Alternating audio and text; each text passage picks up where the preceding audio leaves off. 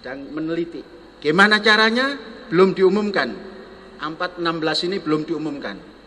Mungkin diumumkan nanti 417 atau 418 sampai mencapai 1 meter persegi bisa 20 kilo. Kalau itu sudah bisa, maka dirancang bagaimana 1 hektar. Biayanya seperti apa? Baru kalkulasi.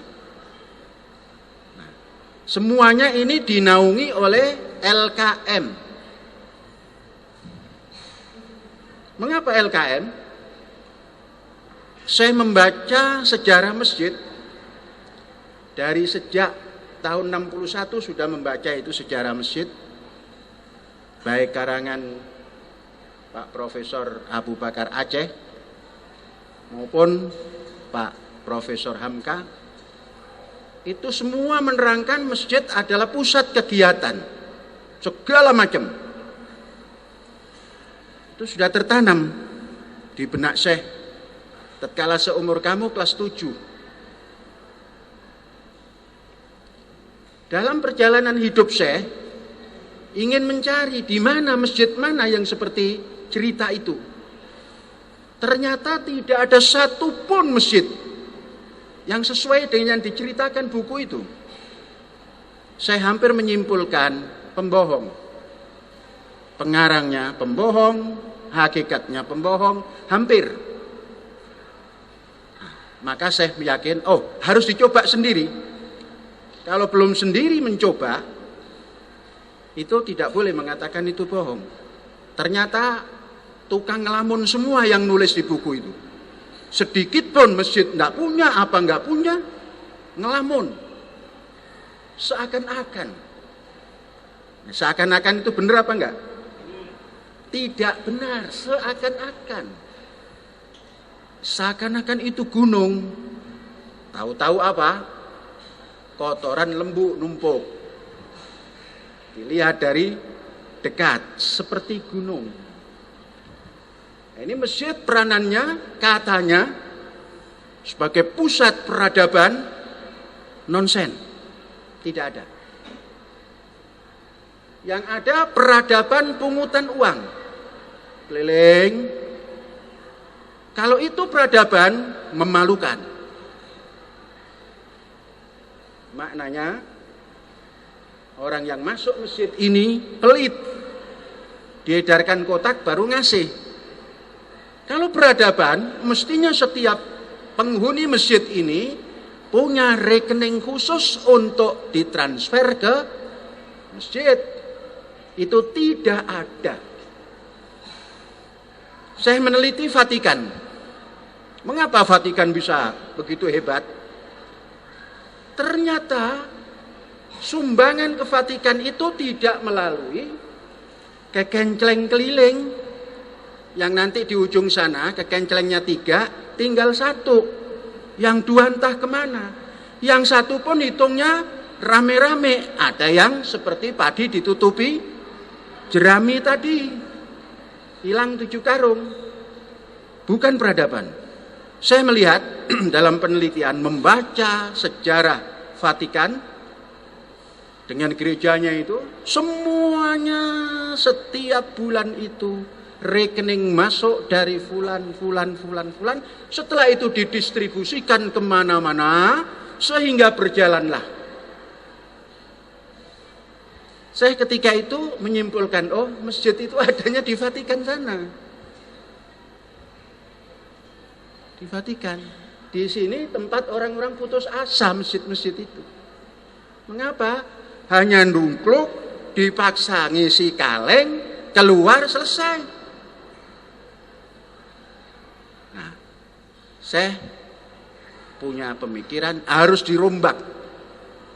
Harus mempunyai lembaga yang nantinya seluruh aspek ditangani oleh masjid ini dan didistribusikan kepada yang berhak mendapat distribusi. Nah, itu dibentuklah LKM, Lembaga Kesejahteraan. Artinya dari masjid. Jadi kesejahteraan masjid itu jangan Jangan diterjemahkan kesejahteraan masjid, langsung kesejahteraan masjid. Jadi ada tanda penerus gitu. Artinya kesejahteraan yang diurus oleh masjid. Nah, tahun 16. Dan ini adalah Masjid Milenium. Masjid yang dibangun di awal Milenium 3. Baik ini Al-Hayat, maka namanya hidup, tidak pernah mati. Al-Hayat itu kehidupan yang tidak pernah mati. Kalau Hayat mungkin hidup, mungkin mati. Tapi Al-Hayat tidak pernah mati. Maka saya memberi nama Al-Hayat, bukan Hayat. Al-Hayat, kehidupan. Kehidupan itu tidak pernah mati. Yang satu lagi, adik daripada Al-Hayat ini, Rahmatan lil Alamin. Ini harus sesuai dengan namanya. Dan berdirinya adalah awal milenium. Jadi ini generasi milenium. Az-Zaitun generasi milenium, masjidnya generasi milenium, dan Rahmatan lil Alamin generasi milenium. Ciri-ciri generasi milenium yang sekarang dikatakan oleh orang generasi Y. Ada X, ada Y. Ini cerdas. Dalam Quran itu ada wa ma yulaqqaha illal ladzina amanu wa ma yulaqqaha illal ladzina sabaru wa ma yulaqqaha illa dzu hadzin azim. Hadzun azim. Apa itu hadzun azim?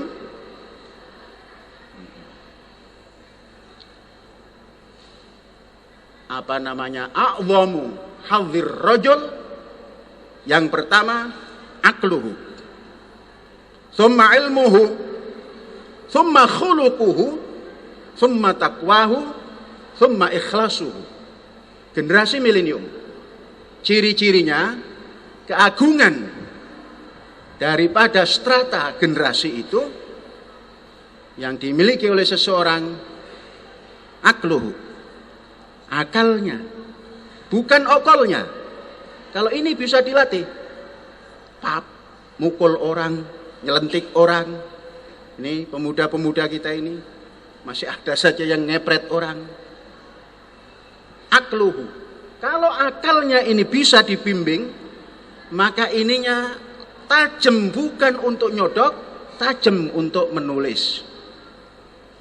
Akluhu, summa ilmuhu.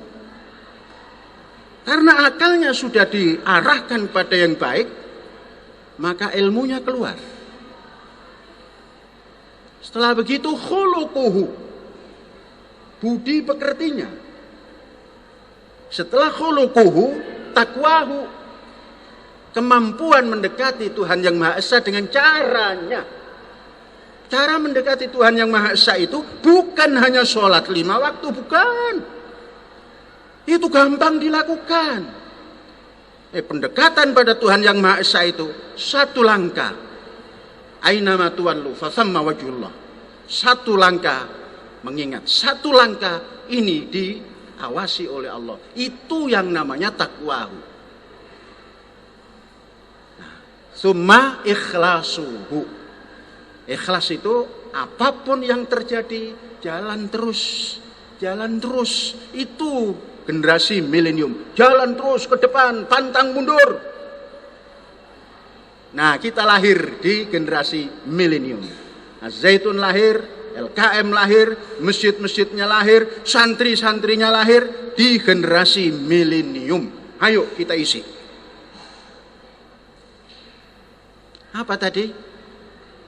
Min a'zami hadzil ar-rajul ilmuhu. Ilmu itu enggak terbatas. Ada yang mengatakan bahwa yang paling alim itu Allah, memang. Tapi Allah sudah mendelegasikan ilmunya, semuanya sudah diberi. Tidak ada yang disimpan oleh Allah. Baca Al-Quran. Allama Adamal asma'a kullaha. Kul. Tidak ada yang tersisa. Yang tidak bisa mencapai hanya manusia yang akluhu tidak dibimbing. Jadi jangan takut. Wah ini melebihi Allah. Enggak bakal melebihi. Sudah diizinkan. Allah mengizinkan. Yang tidak bisa itu hanya iblis. Karena iblis itu statis. Iblis itu makhluk statis. Malaikat makhluk statis. Jin barangkali statis juga. Walaupun kita kadang-kadang ada yang uluk salam ke kita. Assalamualaikum Syekh. Waalaikumsalam. Ente kemana? Jalan-jalan ini. Ikut bantu siskamling gitu. Tapi kalau ditunjukkan pada anak-anakku semua, lari semua kamu. Nggak usah ingin tahu jin itu di mana. Yang harus kita pagari adalah kita sebagai generasi milenium. Ayo tampil dengan gagah. Jangan ada yang mendulukan ini. Dulukan akal. Dulukan ilmu. Dulukan keyakinan yang ikhlasmu, takwamu. Dulukan budi pekertimu. Dulukan keikhlasanmu. Inilah yang dinamakan bangunlah jiwanya, bangunlah badannya. Semua ini dinaungi oleh lembaga kesejahteraan Masjid Rahmatan lil Alamin. Jadi nanti ekonomi, pertanian, politik. Jangan takut politik. Politik itu berpartai atau tidak berpartai, manusia berpolitik. Nah, ingin punya penghasilan lebih, berpolitik untuk mencapai. Jadi cara untuk mencapai itu politik. Ekonomi, politik, ketahanan, pendidikan, semua diatur oleh masjid. Kok masjid? Ya, generasi milenium. Masjid akan tampil. Karena belum pernah ada yang bisa menampilkan itu semua. Kita tampilkan. Sanggup kita nampilkan ini. Tapi akal. Anak-anakku, kamu generasi milenium, nih kelas 11 yang jadi pengurus, awas. Kalau yang kamu dulukan adalah tangan, nah, tempatmu di rumahmu sana, nggak boleh sekolah di sini. Dulukan akal. Kamu generasi milenium. Kita bisa mencapai ilmu sebanyak-banyaknya, karena dengan klik kita sudah bisa sampai kemanapun. Sampai menghabisi nyawa kita sendiri dengan klik juga bisa. Nah itu saking hebatnya. Nah, generasi milenium bisa mencapai itu. Milenium itu ewon, bukan sewu ya, ewon. Generasi ewon. Generasi ribu tahun ke depan. Nah, jangan pendek-pendek punya cita-cita. 1000 tahun ke depan. Kalau cuma semeter 2 meter untuk apa?